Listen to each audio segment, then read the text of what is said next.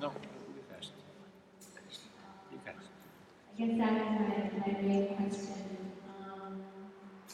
And then also, like, how long has it taken you to make this piece? Yes. How has the time frame been, and what's your process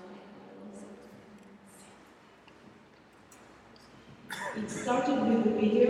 I'm a video artist and performance artist, and I always mix things together because, in my performance there is always video all the time, and in my video I perform for camera.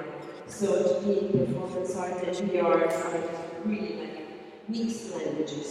And it started with a video that I made, and then I thought about giving life to the video.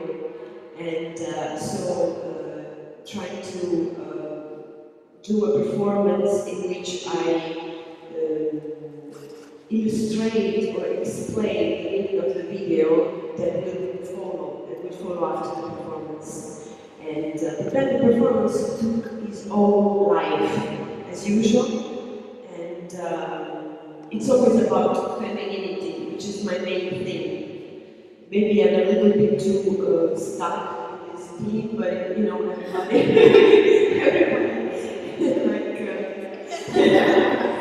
it's like you have some sort of obsession as an artist, and you have to follow that obsession. So the performance took its own life on its own, and how long it took? A lot. Like the video took 6 months to make it because I worked on archival material. So I had to take this archival material, manipulate it digitally, and I actually did a 3D video. So it means that I had to sort of cut out all these female figures from their own context and put it in a new, surreal kind of context. So also taking off out their meanings, because in their original context the meaning was very propaganda kind of meaning, and giving a sort of ironical, surreal, grotesque type of meaning. And it took like 6 months for the video, and probably 2 months for the performance. And to, also to make all the props and stuff, it took a little time. And also because I'm not a full-time artist. I'm also a professional filmmaker, so I can work on my stuff, not all day or every day during the week. So it took a little bit of time. And it's evolving, because every time that I do this performance, this is actually the third time, because it's a new piece. It always changes, something changes, I add something, as usual, because you like not to do the same stuff, because it's like, becomes like a theatrical kind of stuff. So you want to do different things in different contexts, but it's a very, like time-consuming type of work, as you know. It's very time-consuming.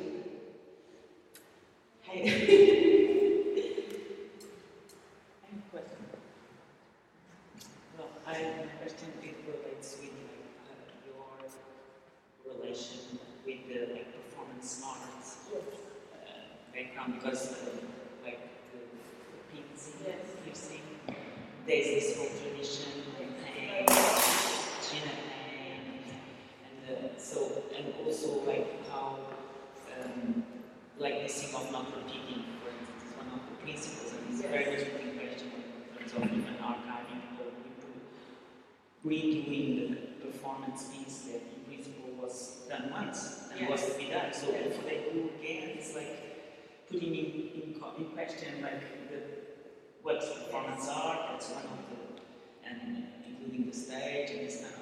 So I think that you are maybe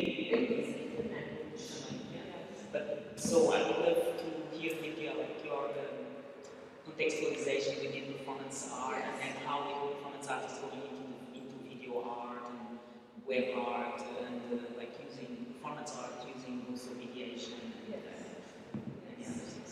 Well, I know I'm not the kind of person. For me, it was not just the question of technology, but also how that relates with your content. And I mean, it's kind of very obvious, like what you can do with this means that really get the content on. Yes. Yes. Well, you know, I actually am some sort of put into the performance art movement, but I think that I do some very personal kind of approach to performance art, which is some sort of hybridization, I don't know if the term is right, between different languages. And to me, for example, very important is the tradition of the futuristic theater in Italy, the synthetic theater, which is some sort of at the beginning of the 19th century, was very, very avant-garde kind of thing. And actually, the things that the futurist movement in Italy said is very near to what performance artists are saying. The thing that must be shocking and provoking and don't create no like a barrier between the performers and the audience, and to be very immediate and surreal and work with symbols. So I'm a kind of I don't want to give up theater. Theater is very important for me. So I try to do something that is theatrical, and so it's all, of course, it's replicable. You can do it different times, but inside this kind of theatrical structure, because this performance is a very strong structure, three scenes, three scenarios, you know, and but inside every kind of structure you have a performance, you have actions which can be improvised, which can be changed all the time, but inside the structure. For me, to have a structure is very important. I mean, your intention is important, my intention is important as a performer, but also to have a structure. And I believe in the possibility to do performance more than once, for sure. I don't really believe that performance should be, you know, something that you do once. Very, I mean, it's my personal view, you know. It's because I work on a mixed language. There's theater. The setup is very theatrical. There is performance. There is a live action which can change according to the situation. There's video, and so it's a sort of very, very mixed in between language. That's why I like your your festival, because it's an in between language. And so like performance art is not a scene in itself, but it's also a lot of can also be something that they can be contradictory. Very hard to find. yeah, I can really say what performance art is really, you know, because Well, yeah, I mean, yeah, it really is, but I think there is some kind of some principle that people don't like to, you know, okay, this is considered, one thing is performance. yes. Another thing is performance art, because this is, you know, dance performance, many things are performance. Yes. You know, so it's performance. But Now, for example, for and yes. it's not, I mean, there's a theory from Goldberg that starts that should claim that the early 90s performance art. We can, I mean, why, you know, like they didn't do it, they didn't call it performance art. Yeah, So exactly. it's like the same principle, and there was things like theatrical, like using all means and like kind of getting the rules off. Yeah, I think that to me, like the definition of performance art for me, for what I really like, it's something that really doesn't have an end. That's what I want to do. Sing for me is like not only say performance art comes from visual art. Yes. And then they were like theater, you know, like with early, like forget the name, but like it's very known in Paris, like when they did these very known pieces, like where the audience they will leave tomatoes to. Of course, yes. I forget the name of this piece, but so they were like it wasn't a theatrical effect, but Yes, of so course. I'm not very purely Yeah, me neither. I'm totally not purist. That's what interesting. I think it doesn't. It's still performative. I think for me, it's what's important to be performative somehow. Yes. And To me, like make you know, sense. to me, the really, I mean, the only thing that I really think that is performance art, the only one rule is that you are not acting. You're not being a character. You're not being someone else. You're not being Hamlet. You're not being You're being yourself. Yes. You're yourself. You're being yourself. And inside this rule, you can have things that are from other kind of languages. Theater, dance, video, and stuff. But if you're yourself, there is like a, you know, this bit like the visual art is like yes. a certain kind of performance art. They define a lot Yes. what it was. I mean, it's really loose. I mean, if you think about it, like the 50s, right? Yeah. The broken careers of art, what was art. And I recently found that the Japanese were like at the same time doing, influencing actually some performance artists like in the States. Absolutely. They started as Butai group, for instance. And we don't know, I mean, because like, but if we, like now since stuff starts to be more online, and actually one of the persons that influenced me more that was involved in this movement, Simone Quarti, like Rauschenberg, this mix of happenings and things. And she was very influenced as me as other people, like the Pollock even. I think Pollock got the techniques or the throwing things from Japanese. So they were doing that already. So, but we don't know, so we see the others are the ones and we move on to other things. So that's very interesting how like but I think good time is really like and formal. Not formal, something like that. Yeah, when you said that it's like the meaning. So I think it's interesting this state, this context for that, for to be, you know, gathering people like you that are doing some kind of hybrids. Yes. I really love I mean I saw already a performance of yours and also the video that you have actually this video is on YouTube. Yes. Because I mentioned it because thinking of the film was turning this way. And just towards the end, so like we did the thing like so the thing is cut, but it's online on page, right? But I really like the combination because once in this video it's very stimulating, like you know, with the performance and that's great. Yes, I think so. I know people are just maybe something like that. Yeah, I'd love to make some kind of question. It's like the enormous pleasure and its integration, like your work for me, it's like wow, and that's a lot.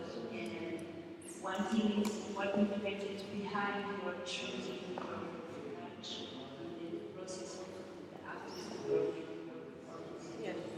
Like something about the inspiration of this why you choose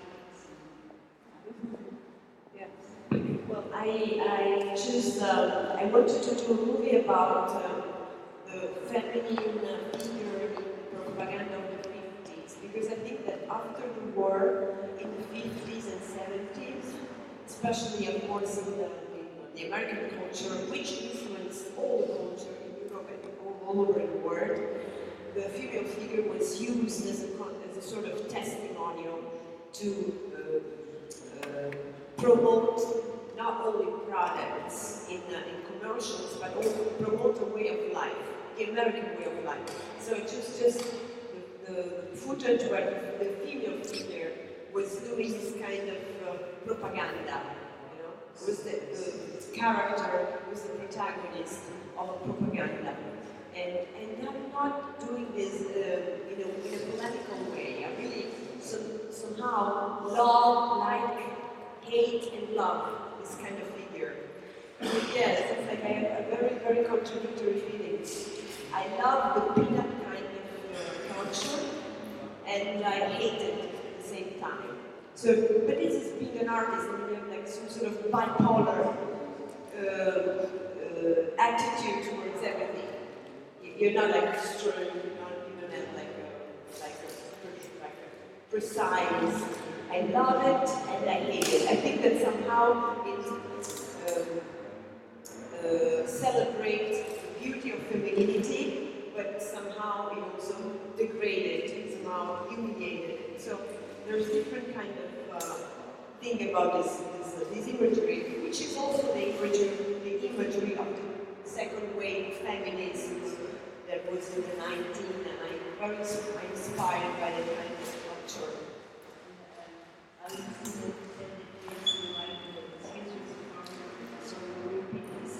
Yes. Yeah. Yes. Yes. Well, it's like that. My pieces, I told you, 6 months with the video, 6 months with 8 months. You don't work 8 months on something that you want. Sorry. It's not going to happen. I'm going to repeat this thing. I don't know how many times, but every time it will be different somehow. Every time will be different pieces. I don't want to have a script in my head. Oh, I have to do this and I have to do that, and then I go there, because then it becomes a script and becomes theater. But also, very, very down to earth. I don't want to waste 8 months of my life just doing my performance once, because I work a lot on my stuff. There's a lot of visuals, there's a lot of sound, it's not just something that you go to play, it's a specific work, I do this and forget it. I work a lot on every aspect of performance, so I think that I need also to just repeat it to make it worth it, make all my effort, all my work worth it. Okay, thanks a lot, Francesca. We need to move on because it's already 11. And so we are like maybe in 5-10 minutes. In 5-10 minutes, we can maybe 5 minutes, we're going to start. So we will get to 5 minutes.